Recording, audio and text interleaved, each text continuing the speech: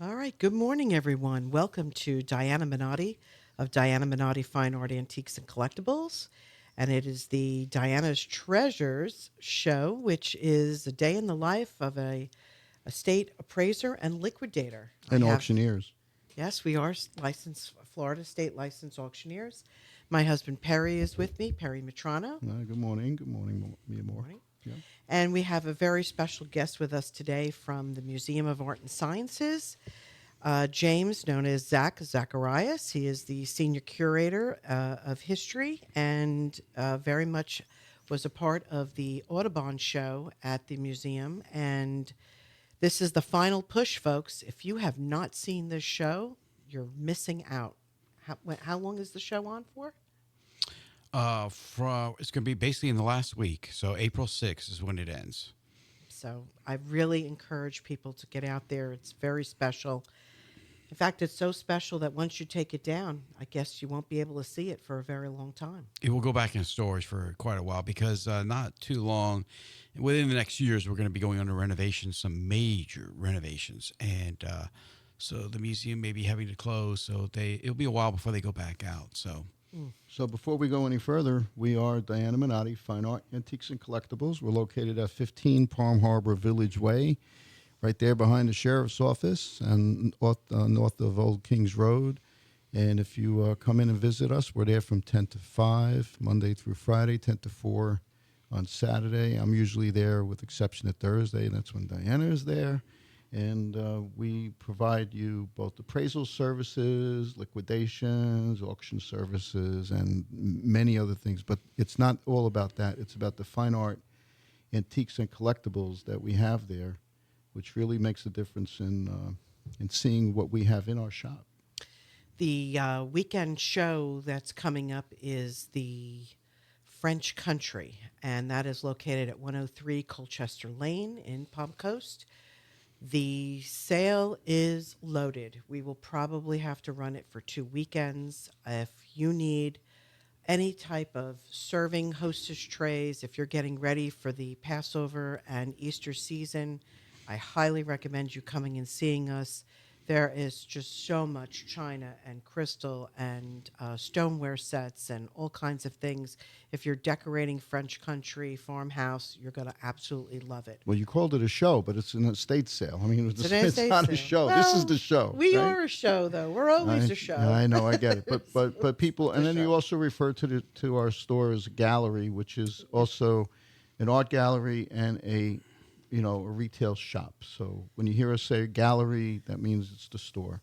Come and give us a visit. And one more thing, MOAS, which is basically an acronym and the short version of The Museum of Arts and Sciences. Thank you. And again, we have Zach. So tell us a little bit about yourself.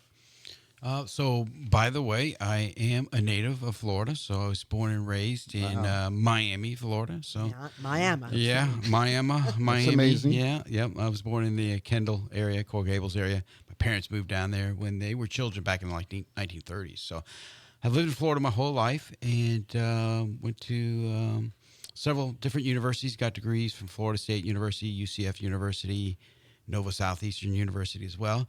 And I actually started at the museum 31 years ago as a docent. So when I was going to go into education and maybe become a school teacher, I wanted to make sure that I liked working with children. And somebody suggested that I should go down and work with the kids at the museum. And so I loved it. I said, yeah, I definitely want to be a teacher. So when I was getting my degree and finishing up, I had gone to the Curator of Education at that point and said, hey, I'm probably not going to be able to be a docent anymore. I'm looking for a job in the school system. And they said, we really like you a lot. Would you be interested in working here at the museum? And I never dawned on me. And I said, yeah, I will. I've been there ever since. So I've loved it. So at this museum right here in Daytona, you've been there Museum of Arts, 30 years. 31 since January. 2 years as a docent, and then I started as an assistant curator. A lot of people don't know the difference between what a docent might be and a curator, of course. I mean, Sure. they hear the terms, but what are they? So a docent is a French term for basically teacher or educator. And then curator is somebody that actually curates objects, sets up museum exhibitions, puts together programs. In my case, as being the curator of education for a very long time, And there's different types of curators. So there's some that just deal with the collections and how they're stored and where they all are at any one time, and which is a huge job because we have 30,000 objects in the collection that are accessioned, which means they have a number and there's a place for them within the museum. So there's lots of different curators in the museum. So. And that leads us into the current huge Audubon, which is... I think it's a blockbuster hit. I'm sure you've probably had some record numbers and guessed that it was so and well received. Who owns it? You extended it. It's very important. The local important person. Yes. Right. So Cici and Hyatt Brown. This is their name is on the building. Cici and Hyatt Brown Museum of Art. There are two buildings there at the Museum of Arts and Sciences. The museum's over 50 years old, but that part of the building is fairly new. The Cici and Hyatt Brown Museum of Art. And it has the largest and most important collection of historical Florida landscapes in the world. And the newest part of that collection is the Audubon collection, which, by the way, is a national treasure. So if you want to come to the museum and see a national treasure, to see real Audubon prints, he only made 200 of them. Who was Audubon? So John James Audubon was born in Haiti originally. His dad, Haiti was overthrown. It was the richest colony in the world at the time, and his dad had a plantation there. They were overthrown. There was an uprising there. He moved back to France as a little boy, and was sent to America because of Napoleon's Grand Army was forming, and he didn't want his son to be conscripted. So at 17 years old, he comes over to the United States, ends up in a place called Mill Grove, which is in Pennsylvania. And Audubon had an incredible love for birds his entire life, even as a child. The first bird he ever drew was a dove. So a lot of people have heard of Audubon, but they don't know of Audubon. So you can learn a lot about Audubon and see these bird portraiture. And what he did, he broke tradition. He lifted bird portraiture to a fine art, and it's never been equaled. It's a national treasure. We have, this is the largest collection of real Audubon prints ever in the state's history. This is the biggest show. It's really quite amazing. He was an outdoorsman. He's a self-taught artist. He's a self-taught naturalist. And all the bird portraits that were done before that were kind of done in profile. They were very stiff, and you might find 8 species on a page. What he wanted to do was to paint every bird in North America, which was not really that feasible. But ambitious. But he wanted to do them life size, and that had never been done before in their natural environment. So he sold these books called The Birds of North America by subscription. He sold about 200 of them. I have it. It's a backbreaker. Yeah. I love this book. Here we go. Yeah, so that's actually a reprint of the book is actually huge. It's like a yard high by 24 30 inches wide. They're just gigantic books. Now imagine if you bought a book and you would pay in today's money like $30,000 for it, but the artist said, "Hey, I'm not going to get your book to you for 10 years." That's how long it took to do this. Incredible feat and it's never been equaled. This is really the greatest natural history book. If I may just interrupt for a second, I just want to say, last show you had me lifting rugs, right? And they were pretty heavy, those Persian rugs.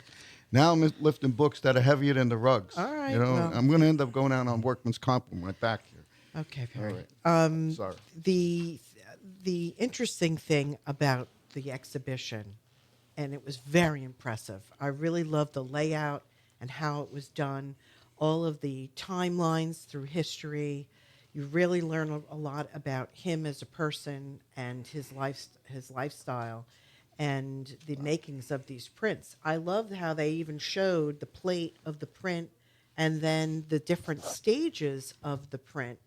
And that was really interesting that here it is, people would order them by subscription, and it went through several hands before you actually physically got it. So from his hand, I would assume on the plate, from the plate to the print, from the print to the hand colorist, from the hand colorist, then shipped to the United States. I mean, all this was done in London. So it's really incredible that he got that much done, and they're tremendous in size. They So are. They're huge, and you could get them binded by the publisher, which was called Havel and Sons, or most likely it was your own, your own regard to get it bound yourself into the book. And some people never bound them, and they just release. So remember, these, although they're prints, they are original works of art because they were all hand colored by a team of colorists. Most of them were women art students who did it. So they each had a little section to do. And they would hang up the original watercolor painting by Audubon as an example. And then the master engraver, which was an incredible feat as well, Havel and Sons, engraved it and approved by John himself, John Audubon. And then it was shipped in. You got 5 of them. So when you purchase a subscription, every so often, and he was very good. He's a great marketer. You would get this wooden box, and it was lined with tin, and then there would be 5 prints in there until you eventually got 435 of them. But what's interesting is when you pulled out the first 2, they were like huge birds, like maybe a flamingo or a great white heron or the blue heron. And you'd be like, oh, wow, this is amazing. This is crazy. These are beautiful. And then the next 2 prints you pulled out of the box were medium-sized birds. And then the last one in the group of 5 that came in every tin or in every wooden box was a smaller set of birds. now, if it was lined with tin, so serves me, tea caddies were lined either in copper or silver. If it was tea or tobacco, We still use tin. They use tin so today. In was tin that for cans. waterproofing, like for probably some kind of Most likely, humidity control at They're being- best?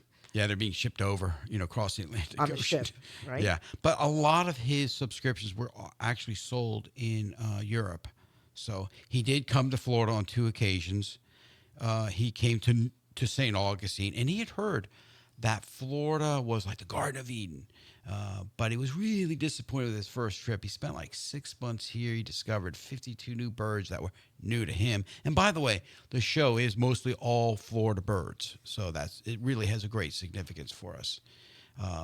And so, he comes to St. Augustine, and it reminded him of a dusty old French village. He didn't like it.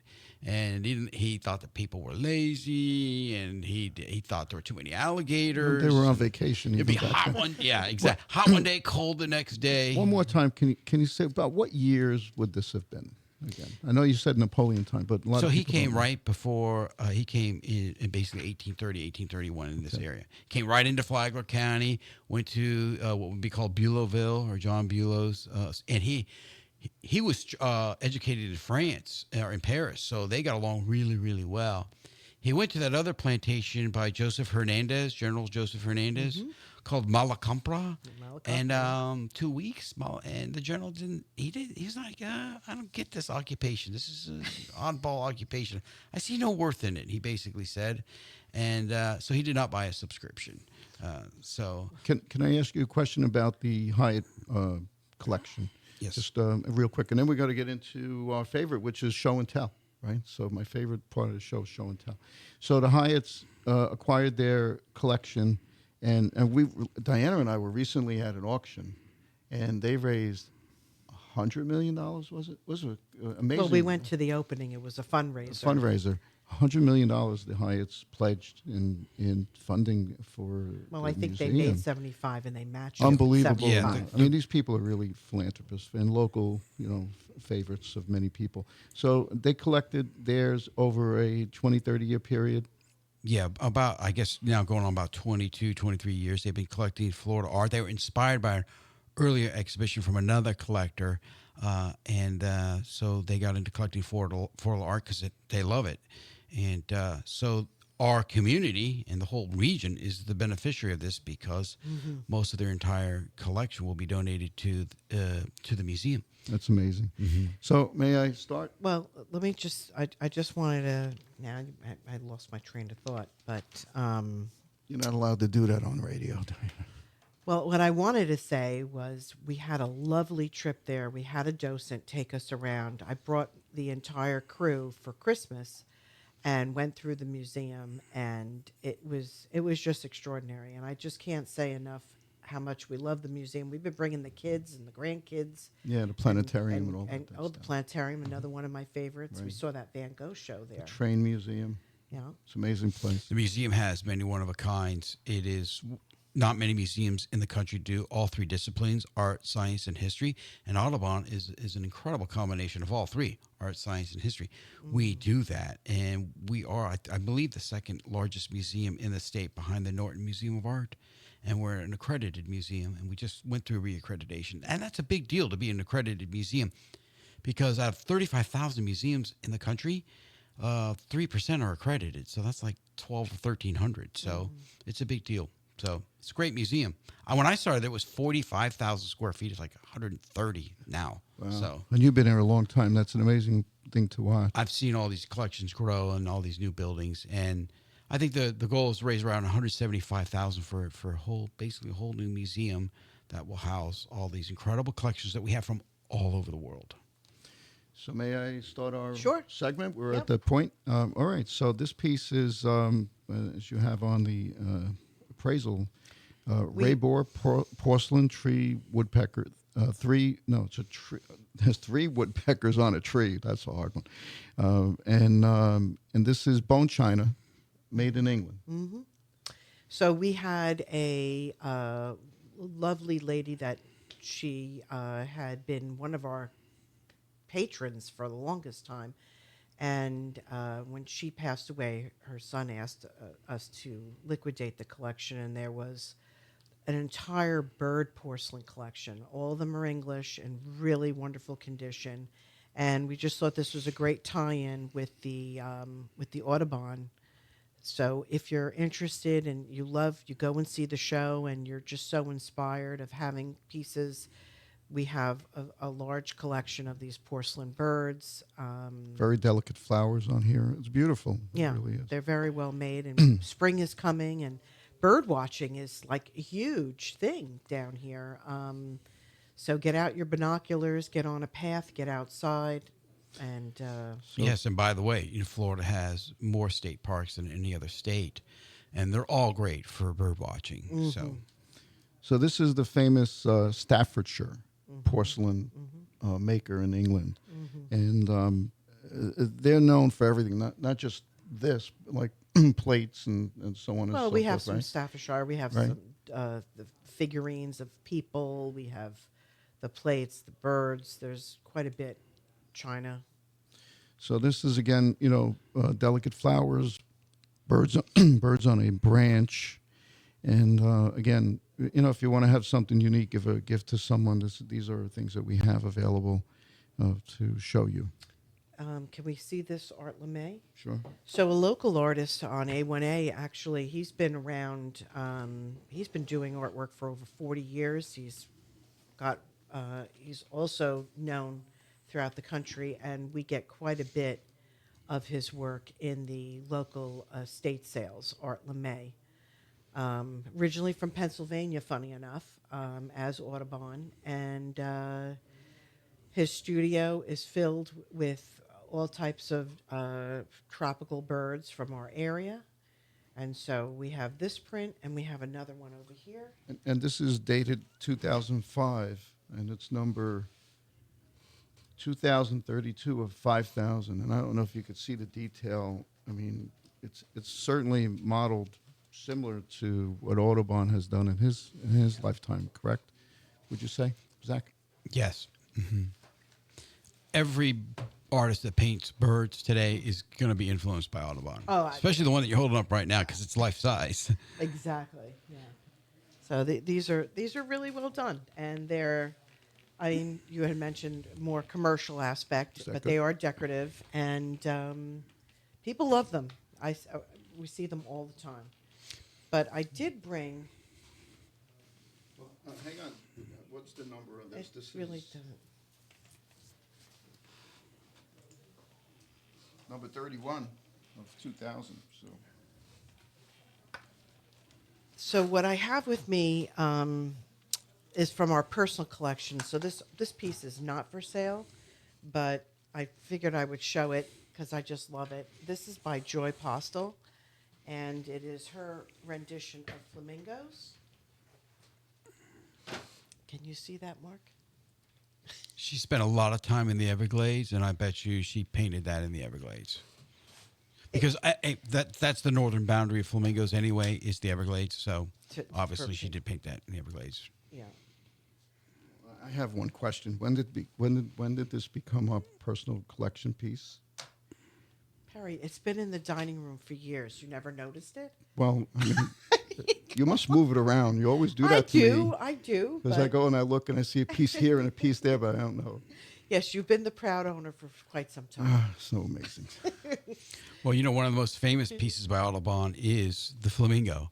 And when you come to the exhibition, you will see it on its own wall by itself. And it's on the cover of the great book as well. Yeah, and I think it was also the postcard invite. And yes, and in order to fit it on that huge paper called elephant folio, he had to drop the neck down into a feeding position so he could get the whole bird on it, because otherwise it was never going to work on the paper because it's too big. So what's your favorite out of the Audubon? What's your favorite out of the And this collection? book is for sale at the museum, right? Yes. Okay. So my favorite Audubon is the Roseate Spoonbill. My wife and I, we have a copy of Audubon's Roseate Spoonbill. The background's fantastic. It was done by George Lehman, who was a Swiss landscape painter. It's just such a magnificent bird. Do you know where it is in the book? And you can see it up here. You'll see it up around Fort Matanzas. Sometimes we'll even see it behind the museum and in a pond. There it is. You'll see them all over. And that's my favorite. I love that Show one. It's got a lot of great detail. It shows it, singular in, just doing what it's doing, getting that bill and getting it into the mud and swishing it back and forth, feeding, crustaceans or. Well, I think when you said that he took this to the next level, and that by providing the background and really creating a whole story and not just showing a portrait of a bird. That's correct. So what he did, also breaking in this scientific tradition, is he's giving you an experience. He's showing these birds with emotion. Like if you see the eagle, you could see the ferocity in its face. You could see the anguish of the catfish that it's got its talons attached to. And so he's giving you an experience, and he's giving these animals emotions, because animals do have emotions, but without losing what the animal really looks like. And so that's part of his genius. Well, I thought that the one that has the mother with the ducklings or babies, and there's a snake coming up. The Mockingbird, that was a very controversial piece. Why? Well, so he got criticized heavily because rattlesnakes don't climb trees, and they don't have recurved fangs. So they actually, he was right. So rattlesnakes is something he was very familiar with, because he spent 10, 12 years on the frontier, looking for these birds, hunting for these birds, and so he's seen everything. And they can climb, small shrubs and some small trees. They're not going to climb a giant oak tree or anything like that. And they do have recurved fangs, but they're not as much as you see. He took a little bit of liberty with the degree of the recurve, but they did. So he was actually right. Entitled. He embellished a little bit. Yeah.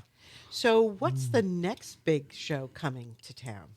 So we have several shows that are coming right now. So at the main building, we have Shusty Bugs. He's a graphic artist out of Gainesville, and he does these incredible digital art of artistic bugs, and so colorful, so detailed, huge pieces. They're really absolutely amazing. We're actually setting that up right now this week, and part of next week. That's being installed right now. So that large gallery is closed right now. So it's always good to check the website before you come to any place really nowadays. And but in the Cici Hyatt Brown Museum, after Audubon, is a show that I've been working on for a year called It's a Ship Show. Yes. I guess we got to watch how we say that on the radio. It's a ship show, and it's Florida's maritime canvas. So the Browns have collected a lot of paintings that have boats and ships in them, right, of all types. So this is going to feature a lot of sailboats in front of the Castillo San Marcos Oh, in the harbor of nice. St. Augustine. Those will be the So oldest. Jacobson will be part of that? Yes, yeah. And then we have then we have boats at dock. That's another theme. Another theme is commercial boats and fishing boats. Another theme is sailboats and small craft. And then wrecked boats. Believe it or not, artists love to paint wrecked boats on the beach, that type of thing, or at sea. You never know. You might Yeah. find that treasure. So And then tell, yeah. so tell us where you're located and what the hours are at the museum. So we're basically open 365 days a year, except for Christmas and some of the big major holidays. There's only like 3 of them we're closed on. We're located at 352 South Nova Road in Daytona Beach, not too far from the Speedway. If you're at the corner of International Speedway and Nova, you're almost right there. So. And so when does that show open, the ship show? The ship show is going to open May 7th. All right, we're going to be there. It'll have an audio tour. We're actually planning on including stories of historic harrowing boat stories and sea shanty songs on the audio guide. Oh, So, nice. Yeah, historic sea shanty songs. So it's going to be fun. It's very beautiful because artists love boats. And people love, looking at boats in the harbor. They're very romantic. That's why. And you are in Florida, so That's right. Yes. Well, we want to thank you for being our guest today. Thank you very much. I love talking about Audubon. It's great. Zach, really great to meet you, and we want to hopefully have you back again in the future. So Yeah. Have me back again. We can talk for 5 hours about Audubon. Well, maybe 5 days. No, 5 weeks, 5 years. We could actually. Mark That's may how have big his to history do is. a lot of editing in that show. Thanks Well, kindly. Okay, Diana. I Thank you enjoyed it. again. Wrap it up And, time. just a reminder again, we're going to have French Country 103 Colchester Lane. And the gallery, we have a rug show going on. So come and see. Our last guest was John and Arifa Akbari with Persian rugs. Well, yeah, that's at the shop going at the today shop and tomorrow. tomorrow, Yes, right? we got a So- big rug sale outside and inside. Please come. Alrighty then. So thanks for having us, and see you next time. Well, you didn't mention the EPC and The Estate Planning Council next meeting is April 17th. The CEO of Advent Health is David Weiss. He will be our guest.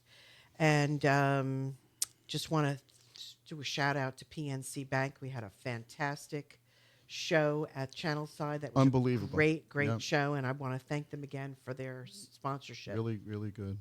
Okay. Well, thank you, Mark, Mr. Engineer. Thank you.